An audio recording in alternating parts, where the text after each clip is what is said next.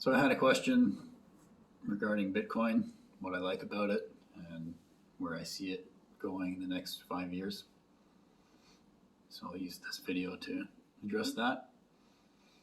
One of the things I like about Bitcoin is that it's decentralized, meaning it has no central authority uh, versus the traditional finance world that is centrally managed.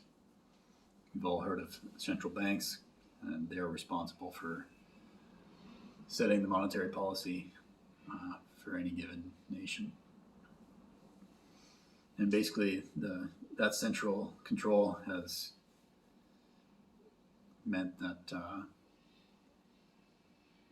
the fiat currency has debased over time, meaning the purchasing power of the Canadian dollar, the US dollar, just name the currency, it's all basically the same. The purchasing power of those currencies goes down over time. For example,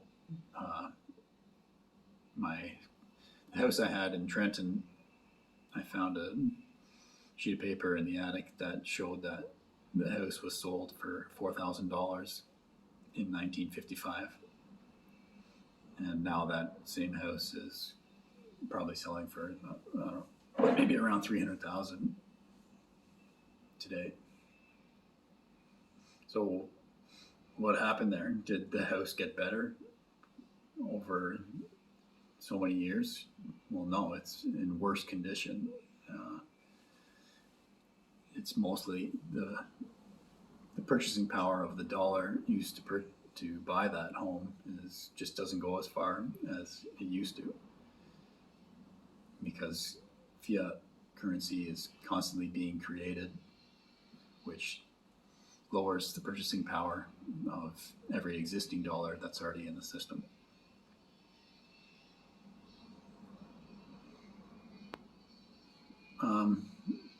So there's a constant third-party risk involved with traditional currency, that where you don't know what they're going to decide to do next. Are they going to raise interest rates? Are they going to lower interest rates?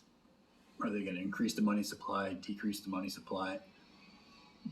This is decided by humans who are fallible. Yeah, they make mistakes. So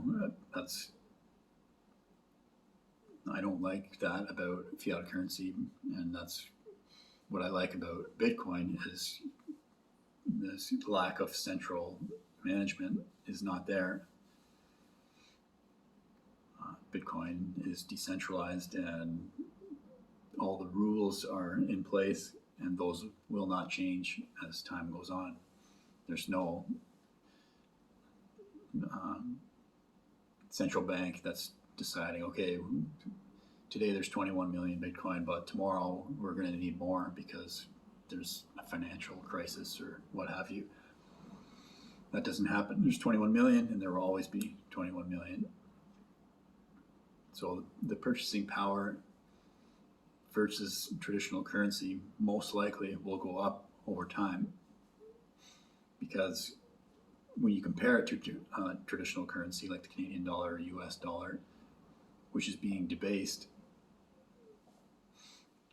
you're going to need more and more traditional dollars to purchase Bitcoin as time goes on, because it's stable. The supply is fixed. So I definitely like that about Bitcoin. So also in the traditional finance world, what I don't like is when you put your money into a bank, that's really not your money anymore. It's the bank's money. They can loan it out. They can do what they see fit with it. And that's why there's insurance on your deposits, because the bank could screw up and lose all your money. So we need insurance in case that happens. Now, and another thing I don't like that we saw recently happen in Canada is the government might decide they don't like what you're doing. So during the trucker protest in Canada, if you donated to that movement, Justin Trudeau said, well, let's freeze their bank accounts because we don't like what they're doing. So, yeah, I don't like when the government can say, yeah, you don't have access to your money anymore. Now, a lot of you might not care because you didn't donate to the trucker protest, but it just shows that it's possible. If you're doing something they don't like, that's a step they might take. And because your money is in the bank, which is not really, you're not in control of, it can be frozen. So this is not the same with Bitcoin. With Bitcoin, it is possible to self-custody. And when you self-custody your Bitcoin, there's no third party that can freeze it, take it away, debase it. It's yours. You can make a mistake and lose it or what have you, but you're responsible. Nobody else is responsible for your money or your Bitcoin. Another thing I don't like about the traditional finance world of fiat, Canadian dollar, US dollar, is it moves so slowly. We live in a digital age now, and the fact that if you want to do a transaction, like for example, I was purchasing some US dollars with Canadian dollars, and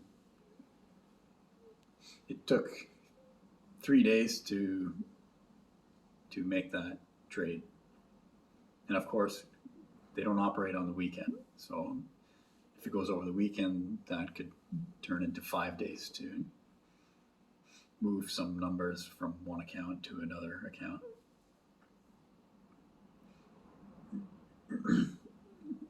I think in today's world, this is silly that banks don't operate on the weekends. We need a system that operates 24/7, and that's Bitcoin. It will operate 24/7.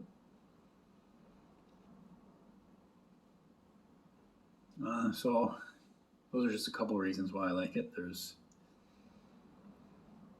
obviously more I could expand on, but so as far as where I see it in the next 5 years, I basically just follow people on YouTube who are into Bitcoin, and I listen to what they have to say, and I basically decide if I agree with them or not. So people like Cathie Wood, Max Keiser, Michael Saylor, and try to gather as much information as I can on where the system is going. Raoul Pal is another good one. I should put some links below for these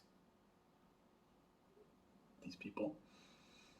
So based on what I've heard from people like that, I would guess that Bitcoin will be in the six-figure range somewhere. So somewhere between 100,000 and $1 million US within 5 years. Now that's a pretty wide range, but it's a lot higher than where we are today. And yeah, I see it going that way as more and more people are adopting it. The network is getting stronger and stronger despite hiccups along the way, like the FTX collapse. There's always going to be scammers out there, but the Bitcoin just keeps working, and if you self custody it, then you avoid these issues. And I learned that from the beginning. People in the space would say, "Not your keys, not your coin."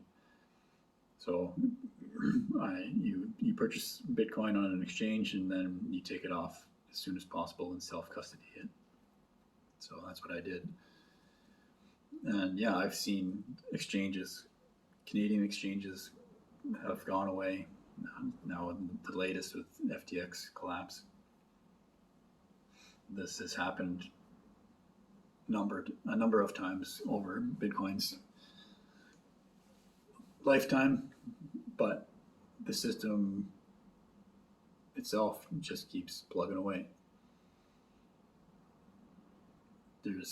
These exchanges are on the periphery basically, and yeah, if they don't operate their business properly, they can fail. So yeah, in the next 5 years, I see it becoming more and more widely adopted. The price somewhere in the six-figure range, and hopefully we'll see things like the Lightning Network make it easier to do small transactions and maybe larger transactions as well. So yeah, those are some of my thoughts on Bitcoin. Hopefully I answered the question. There's obviously a lot more there we could talk about, but that's a start. So thanks for the question, and talk to you again soon.